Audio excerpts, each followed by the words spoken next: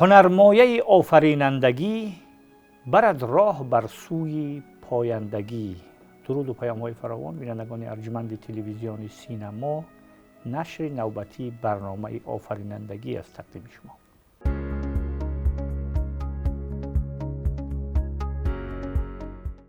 با حضور احمد بهروز بیان، یک تن از فرهنگیان و دانشمندان و بسته‌کاران آهنگسازان معروفی ایرانی برادرمون حضور دارند. استاد احمد بهروز بیان خیر مقدم میگوییم به تاجیکستان.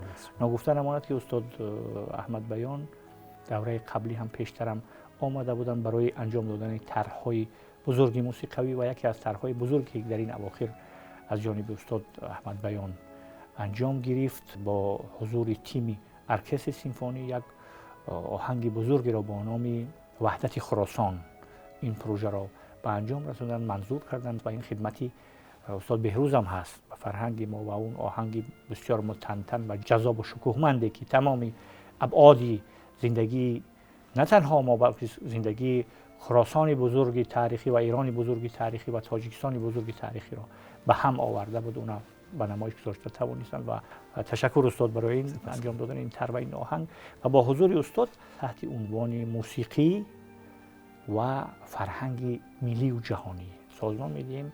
از اینجا استاد شروع میکنیم که موسیقی به صفت یک پدیده بزرگی هنری و اخلاقی و هویتی در منطقه ما چی جایگاه داشت و عموما در جهان چی جایگاهی دارد. افتخار میکنم که اکنون در نزد شما عزیزانم هموطنانم هستم. درود میفرستم برای مردم شریف تاجیکستان، هموطنان عزیزم، قلب ما پارسی زبانان، و درود میفرستم برای پیشوای فرهنگی پارسی زبانان محترم امام علی رحمان و پیشوای دانا و راستین مردم شریف تاجیکستان. افتخار من این هست که در طول یک سال گذشته توانستم از بار اولی که به تاجیکستان آمدم این افتخار را دارم که توانستم موسیقی هایی برای وطن خودم بنویسم و این را مدیون لطف و محبت وزارت فرهنگ تاجیکستان میدانم که اکنون نیز من دعوت ایشان هستم و اینکه این کار پایانی ما هم این وحدت خراسان بود که شعر آن را شاعر محبوب آقای دولت سفر سرودند و من افتخار نوشتن موسیقی بر روی آن داشتم و دیگر اینکه شاعران و حافظان مطرحی مانند خانم ستاره کرامت الله، آقای عبدالحسینی از ایران و آقای فهیم فنا از افغانستان این را خواندند.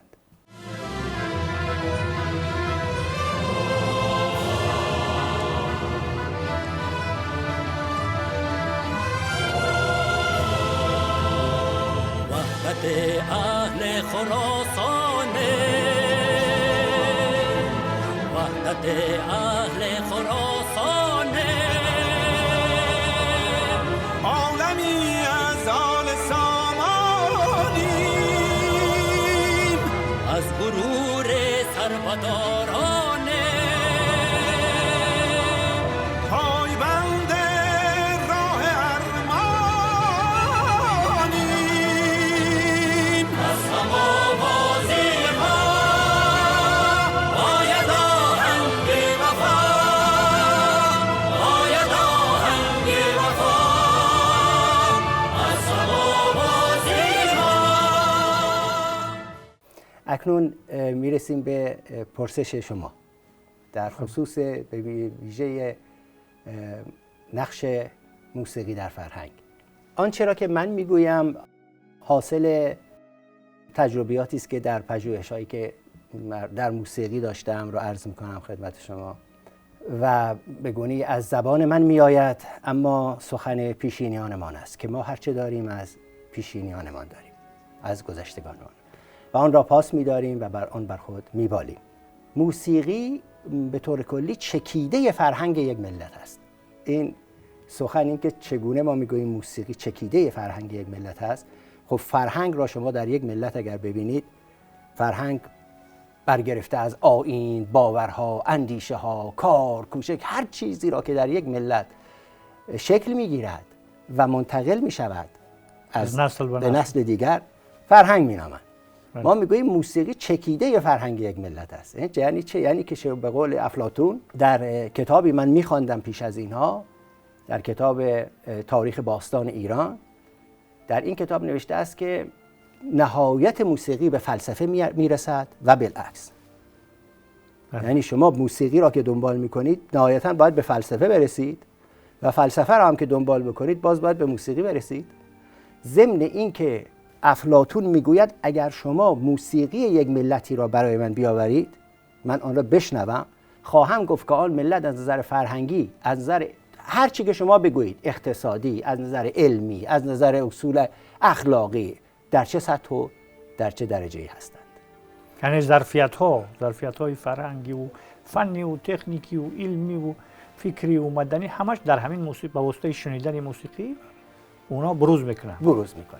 و شخصی مانند افلاطون میگوید که شما آن را برای من بگذارید، من به شما خواهم گفت آن ملت در چه وضعیتی است، از در چه سطحی است، در چه سطحی از این علوم هست و اینها. این یعنی چه؟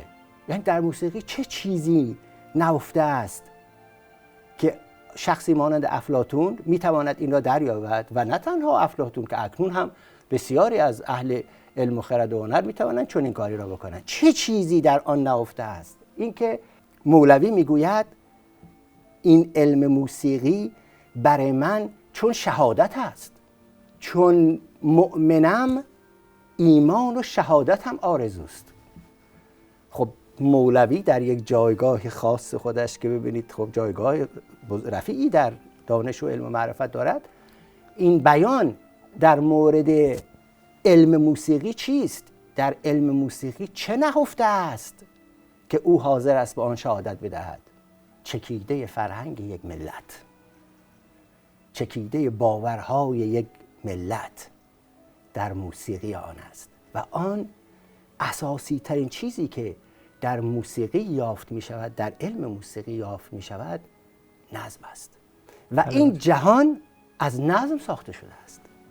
گرچه در آن بی‌نظمی هم هست، اما از همان بی‌نظمی نظم می آفریند و زیبایی است که چنین پدیدار می گردد. زیبایی باید این دو را در کنار یکدیگر داشته باشد تا پدیدار گردد، خود را به نمایش بگذارد. این تضادها هستند که باعث زیبایی می شوند. اما گفتیم موسیقی از نظم است و می‌دانیم که در گذشته موسیقی جزئی از فلسفه بوده است. یعنی هر فیلسوفی باید در زمینه موسیقی رساله می‌نوشته است تا فیلسوف می‌شده است.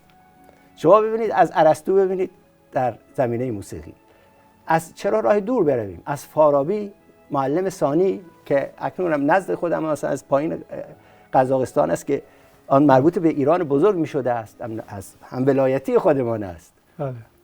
در زمینه موسیقی رساله موسیقی.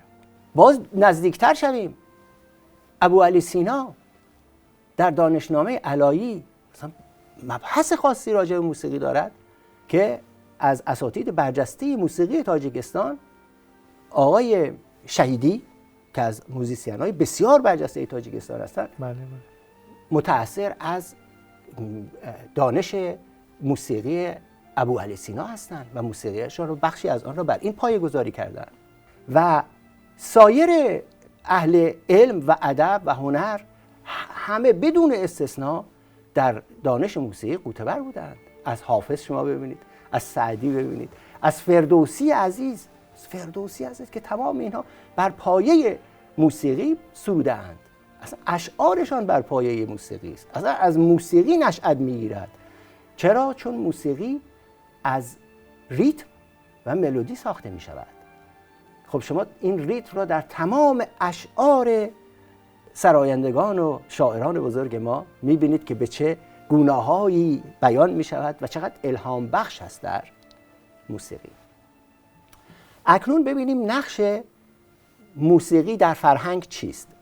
خب گفتیم فرهنگ تمام این باورهای ما رو در بر می‌گیرد، تمام آن کارهایی را که ما انجام می‌دهیم در نظر علمی، ادبی، هر چه را که بگوییم فرهنگ در بر می‌گیرد. دانشمند بزرگی وجود داره، یک دانشمند امریکایی هست که تحقیقات خاصی در این خصوص انجام داده است به نام هاوارد گاردنر که ایشان روانشناس رشد هستند و یک نظریه بسیار جالب و جذاب ایشان عنوان کردند به نام هوش‌های چندگانه. این هوش‌های چندگانه همون 8 هوش هستند که انسان‌ها از آن برخوردار هستند. یعنی در تمام انسان‌ها این 8 هوش وجود دارد بدون استثنا، همه دارن. یکی از آن هوش‌ها و مهمترین آن هوش‌ها هوش موسیقی است. ما اینو میگیم شنوایی موسیقی. شنوایی موسیقی. این در واقع اسمارت میوزیک یا این دانش، این هوشی که در همه انسان‌ها وجود دارد که شما آن را به این شکل فرمودید، خب شامل هوش ریاضی می شود، شامل هوش دیداری می شود، شامل هوش گفتاری می شود، هوش جسمی حرکتی می شود، هوش طبیعت گرایی هست، هوش درون فردی و برون فردی هست و تمام این هوش‌هایی که من برای شما اکنون نام بردم، موسیقی نقش بسیار مؤثری در رشد تمام این هوش‌ها دارد. ببینید دوستان، دقیقاً آنچه که گفتید با آن میبرد که موسیقی هم در گذشته شما خوب میدونید که با فهرستی در ابتدا با فهرست علم‌های فیزیک و طبیعت شناسی و اون علم‌های دقیق شامل بوده است، مثل منطق و مثل فیزیک و مثل کیمیا و شیمیا و اینها که همه آنچه که در موسیقی هست، مثلا در لباس نوتا و اینا که ظهور میکنن، همشون به حساب گرفته شدن، شمرده شدن و دسته‌بندی شدن. همینطور نیست؟ عرض کردم خدمت شما در این کار کاملا دانا هستید، میدانید که آری به درستی همین است. موسیقی جزو شاخه‌های فلسفه و ریاضیات است. بله. ببینید به بیان دیگر، اگر ما بخوایم از طریق ریاضیات موسیقی را تعریف کنیم، با بیان ریاضی میگوییم موسیقی زبان ریاضیات است. چرا میگوییم زبان ریاضیات است؟ چون تمام موسیقی دارای عدد است، از عدد ساخته می شود. عددهایی که اینها پیش بینی شدن، اولی کسی که آنها را پیش بینی کرده است و آنها را در آورده است، تثبیت کرده است، فیثاغورس بوده است. بله. فیثاغورس. تمام این موسیقی که ما امروز از آن استفاده می‌کنیم و آن را به کار می‌بریم، آنها به خاطر تحقیقاتی بوده است که فیثاغورس انجام داده است از روی یک سیم.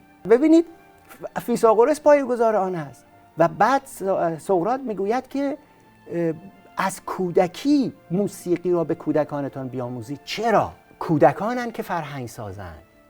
دوام فرهنگ با کودکان است و کودکان میتوانند با موسیقی در تمام ابعاد رشد کنند. کسی که موسیقی کار میکند، ببینید در ریاضیات، موسیقی تمامش که ریاضیات است. یعنی من عرض کردم زبان ریاضیات موسیقی است. تمام نوت‌های موسیقی دارای فرکانس هستند، نوسان هستند. این نوسان ها عدد هستند. بله. یعنی اینها بر اساس نوسان، بر اساس عدد پایه‌گذاری شده است. شما یک نوت لای 440 که میشنوید میگیم لای 440، یعنی 440 نوسان در ثانیه، یعنی فرکانس آن 440 است. ما بر این اساس آهنگسازی میکنیم، حتی یعنی نوسانات رو در نظر میگیریم. اگر میخوایم موسیقی مثلا برای مثلا توربین هایی بسازیم که در راغون مشغول کشیدن آب هستن، یک آهنگساز حتی به نوسانی که آن توربین ها، صدایی که آن توربین ها ایجاد میکنند توجه میکند، لغزش ها و اینا، و آنها را با موسیقیش را نزدیک به آن مینویسد، تفکر میکند. موسیقی آمیخته از تفکر است. موسیقی بیخرد نمیتواند زاده شود. ببینید آن چیزی که مولوی از آن نام میبرد دانش موسیقی است. میگوید این علم موسیقی. آقا در این علم موسیقی چه چیزی وجود دارد؟ تعادل. تعادل را چه چیزی به ما میبخشد؟ تعادل در کجا معنا پیدا میکند؟ از دامن خرد میرود به سوی ریاضیات و ریاضیات به ما تعادل و برابری ها میآموزد. و این در موسیقی بسیار است. کسی که موسیقی کار میکند هوش ریاضیش همینطور شروع میشود به فعال شدن. چرا؟ چون شما باید صداها را بشنوید. این صداها هماهنگ میآیند و میروند. اینها همه فرکانس هستند. این فرکانس ها همه دارای عدد هستند. دیگر در ریتم موسیقی استاد تمام مدت در حال شمارش کردن و در حال عددها رو جابجا کردن و اینا هستید. شما ببینید گاهی اوقات حتما متوجه شدید یک پیانیست یا یک نوازنده وقتی دارد می‌نوازد زیر لبش چیزی زمزمه می‌کند. گاهی اوقات بسیاری از آنها دارن ریتم را شمارش می‌کنن. 1 2 3 4. یک و دو و سه و چهار بم دارن شمارش میکنن که با این یعنی به طور خودآگاه و ناخودآگاه آری. اون شمارش اون حرکاتی که در قلب است، در باطن است، در سریشت هم هست، به واسطه مثلا اون عضوهای شنوایی و عضوهای دیداری و عضوهای گفتاری همشون به طور دست جمعانه به حرکت میآیند. و ببینید ریاضیات چقدر نقش دارد در موسیقی. بدون ریاضیات اصلا موسیقی امکان پذیر نیست. یک چیزی به هم ریخته و برای ما هم جذابیت ندارد، چون ریاضیات به موسیقی نظم میبخشد و این نظم در موسیقی هست که به ما شادابی و نشاط میبخشد. چرا ما ساختار انسان از نظم است، ساختار آفرینش از نظم است، پس نظم را میپسندد. یعنی موسیقی یک نوع نظمی نه تنها اجتماعی بلکه نظمی معنوی و هویتی و هنری ما هست. یعنی همه اون هنرهایی که داریم در موسیقی انسجام می‌یابند. یک گفته فیلسوف مشهور چینی هست، کنفوسیوس هست که میگه که موسیقی به گونه نیروی اخلاقی منیش موسیقی میگه. بعد میگوید که منیش ما از شعر پرورده شده، با آیین‌ها بنیاد گرفته، با موسیقی کامل میشه. تمام. یعنی قسمتی تکامل یافته و به انجام رسیده، به اصطلاح کلمیناسیون که قله بلندی رسایش ما و بلاغت ما کامل شوی ما موسیقی است. یعنی این سطح بلندی که بهادو داشته است. درباره شنوایی موسیقی گفتیم که همه اون امکان ندارن، مثلا اون امکان شنیدن موسیقی را دارن امکانش، لیکن سطح بلندی فهمیش موسیقی را ما شنوایی موسیقی میگیم. سلوخوای به زبان روسی این سلوخوای میگن، سلوخی موسیقی داشتن یعنی شنوایی، سطح بلندی شنوایی موسیقی داشتن، یعنی فهم بلندتر داشتن. همون قسمت و همون هوشی که شما گفتید. چیکار کنیم که در همین حوزه‌های ما، در حوزه‌های مثلا تمدنی که ما هستیم، منظور از اون مثلا مشاهده‌ای که شما کردید، همین سطح بالا بریم که شنیداری موسیقی تکمیل یابد، قدرتمند شود و نسل نورس جوانی ما که بیشتر در این لابلاحال گرفتاری‌های مفکوروی و سیاسی و بازی‌ها اندرمان اینا را میکشن، اینا به موسیقی گرایش پیدا، به موسیقی اصلی و اساسی گرایش پیدا کنند. ببینید هوش موسیقایی یک هوشی است که قابل پرورش است، اما در بسیاری ها این هوش خودش قوی است. مثل بسیاری که هوش ریاضی دارن. مثلا شما ریاضیاتتون خیلی بهتر از من است، همینطور به مدرسه که میروید میبینید خوب ریاضیات رو درک میکنید. بعضی ها هوش کلامی خوبی دارن، خوب سخن میگوین، سخنران هستن. بعضی ها هوش دیداری خیلی خوبی دارن. اینها ذاتی هم هست، یعنی جزء درون داشتهایی است که آفرینش به آنها میبخشد و ما میتوانیم این هوش ها را سطحش را بالا ببریم، اما شاید نتوانیم به اندازه آن شخصی که درون داشت او از آفرینش در واقع به او پیشکش شده است برسیم. اما میتوانیم خودمان را در سطوح خیلی بالا قرار دهیم. آفریدگار آفرینش به هر کسی چیزی بخشیده است، همه را به یک تن نبخشیده است. همه از چیزهای مختلف برخوردار هستند و این است که این جامعه را میسازد. جامعه ما آکنده از این هاست. خب اکنون ببینید که برای بالا بردن سطح شنوایی، یعنی بالا بردن هوش شنوایی، شنیدن موسیقی از همه چیز مهمتر است. اما چه موسیقی را ما باید بشنویم و چگونه باید این را بشنویم، این خودش آموزش آکادمیک دارد. سوال دیگری مطرح است. بله. ما در آکادمی خودمان پیش از اینکه به موسیقی را آموزش دهیم از نظر علمی، یعنی بیایم نواختن بیاموزیم، اصول و تئوری مبانی موسیقی بیاموزیم، 10 دقیقه از کلاس را اختصاص میدهیم فقط به اینکه هنرجو بنشیند، چشمانش را میبندد، در حالت لوتوس قرار میگیرد، با آرامش فقط موسیقی گوش میکند بدونی که بخواهد هیچ کاری دیگری انجام دهد. و چه موسیقی را گوش میکند؟ موسیقی که پایه آن موسیقی علمی است. ببینید از موسیقی یک خطی که ما میگیم موسیقی یک تون، یک ملودی دارد. بله بله. پس از آن که گوش آن به موسیقی یک خطی عادت میکند، میتواند آن را دنبال کند. موسیقی 2 خطی را برای اون میگذاریم که در اینجا میرویم به سراغ موسیقی کنترپوان. 2 خط، نقطه در مقابل نقطه. آن یک خط را میشنود، حالا یک خط دیگر هم باید بالای آن بشنود، هر 2 خط را بشنود.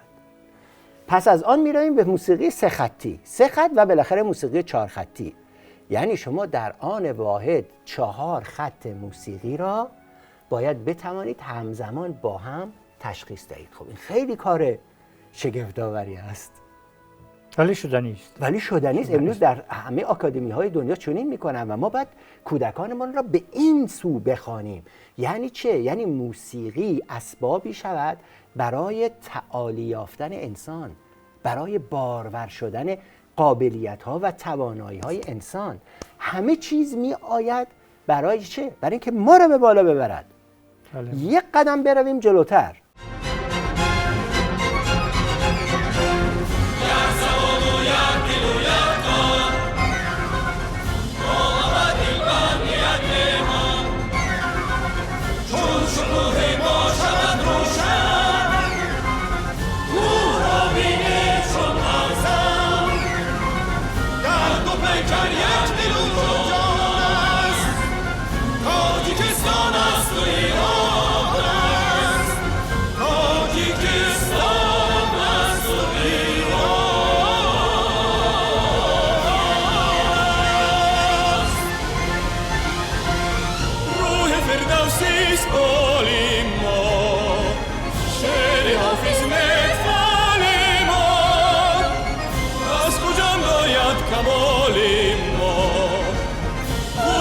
پیچیده حال ما باقی آمد رودکی خان است، تاجیکستان است و ایران است.